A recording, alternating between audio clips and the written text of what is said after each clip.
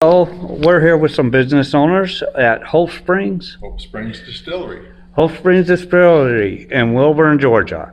I'm Betsy Dahlberg. This is my husband, Paul Allen. I kept my maiden name. And what are we producing in these vats back here?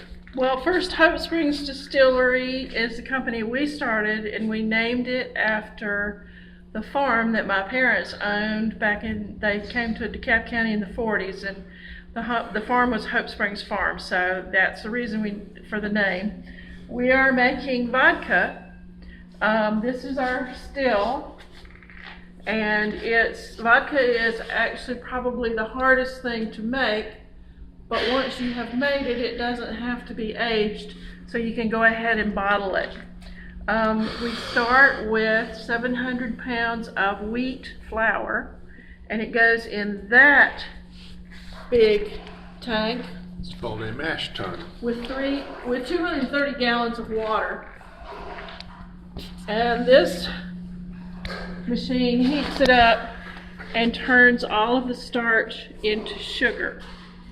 And once it is cool enough, we pump it into one of these tanks. These are fermenters, and we put yeast in it, and then the yeast turns all of the sugar into alcohol. When it comes out of the fermenter tank, it stays in there for almost a week. When it comes out of there, we pump it down to the other end into the actual still, and we basically boil it.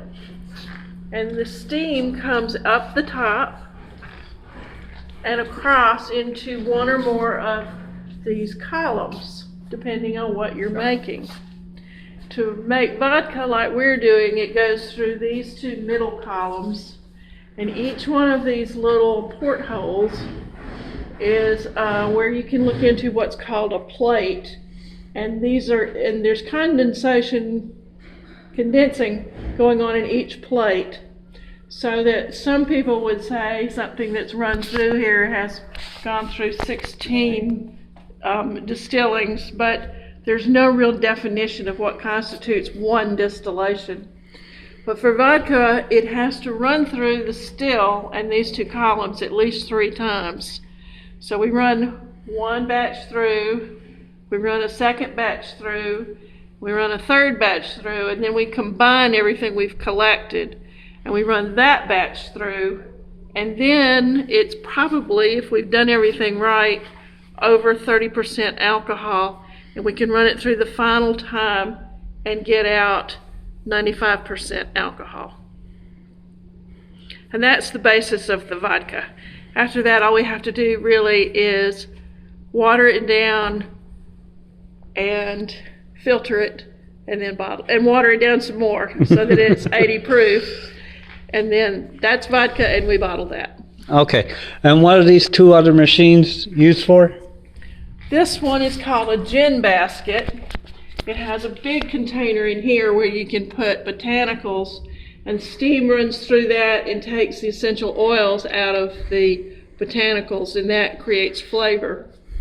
This column is the condensation column, the condenser.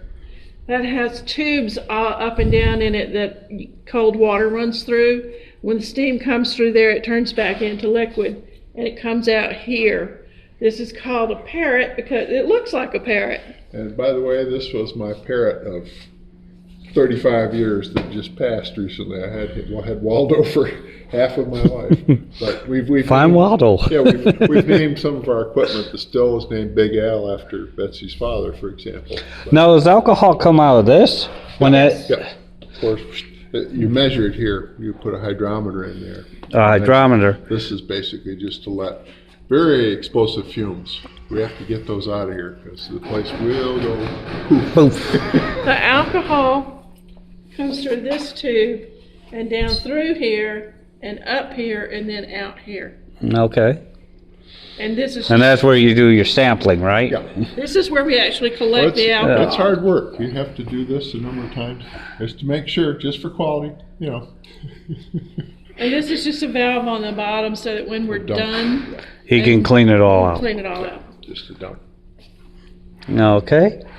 And And, this first column over here, if we were going to be making whiskey, we would run the alcohol just through this column and then over to the condenser. and how long did it take you to put all this together? You're the engineer here. We didn't actually put it together. The company that we bought this equipment from sent a young man with it, and he put it all together. He and our forklift. And it took him 2 days. Yeah. Yeah, we have pictures of all these parts, and I would have still been working on it if I'd seen all these parts laying on the floor the way he left them. And he knew exactly where everything went. They actually build it at their plant, and they run it under pressure before we get it. So everything worked. Oh yeah, yeah. This reminds me of the old Christmas ornaments. That's what it reminds me of. That's if you wanted to run moonshine, you would run it just through that, and then the condenser. So you guys are producing just vodka right now, or Vodka and absinthe. an absinthe? And how much would a bottle run in a local store for that? Vodka is being retailed for $21.99 in some stores, up to $25.99 in some other stores. The retailer decides what price to put on it. We don't have anything to do with that. Okay. And higher grade absinthe? Absinthe is actually very high proof. It's 134 proof, and it has a lot of very expensive botanicals in it. So it retails at right around $70 a bottle. It's the only one made in Georgia. Only absinthe made in Georgia. Well, that's a good selling point.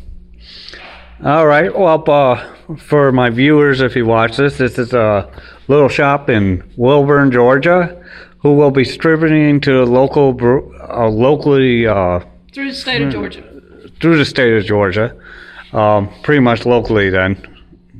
And you might be able to find their products in your local liquor store. If your local liquor store doesn't have it, and it's called Top Hat Vodka and Jetty Absinthe, and if your local liquor store doesn't have it, you can ask them to order it for you from Savannah Distributing Company. Well, thank you for your time. Thank you.